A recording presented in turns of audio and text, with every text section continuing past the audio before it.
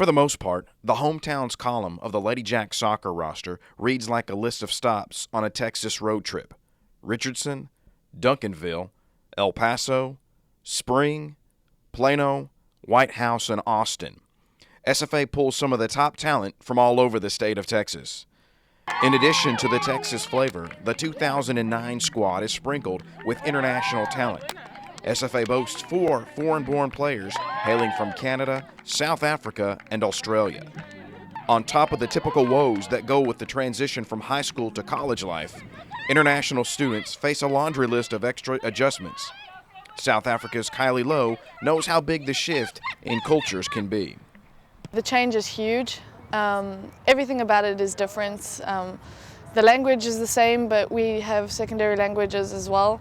The food's very different. The way that people are in general are very different.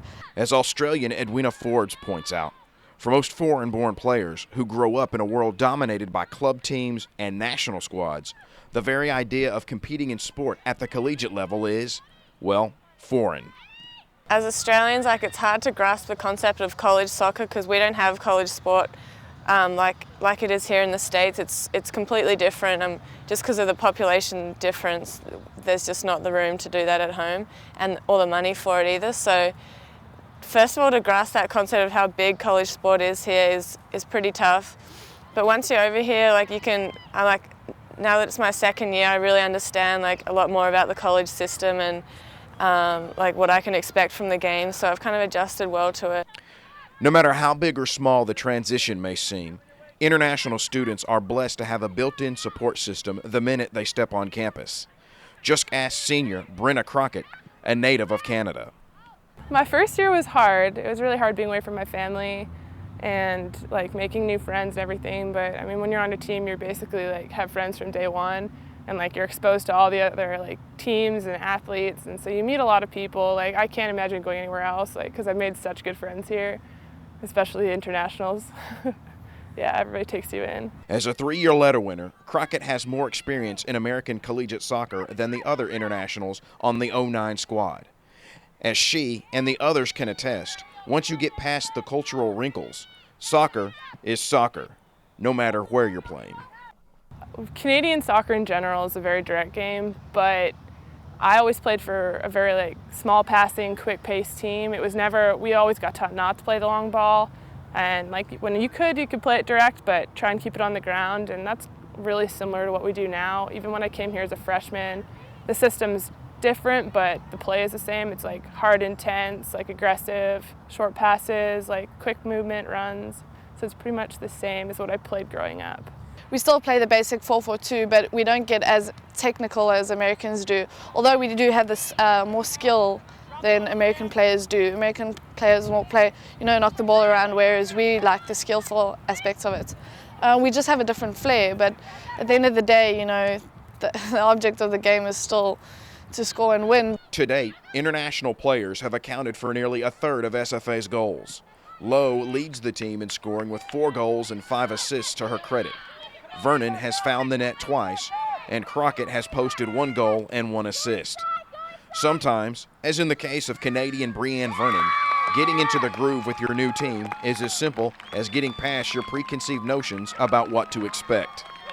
In Canada, before I was here, we kind of viewed American soccer as just really big girls and just kind of really direct and forward.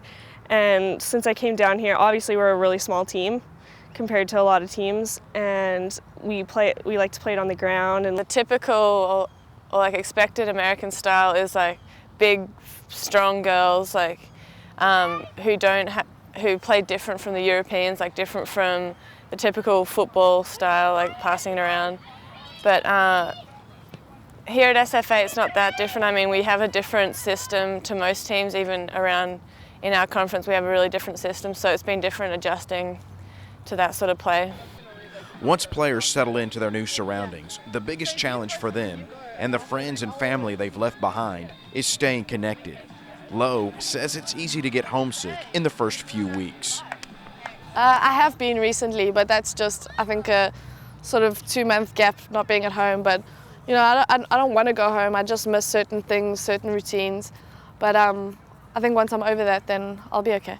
My family and friends is obviously the main thing you miss, I guess, and just like all the familiarities of home.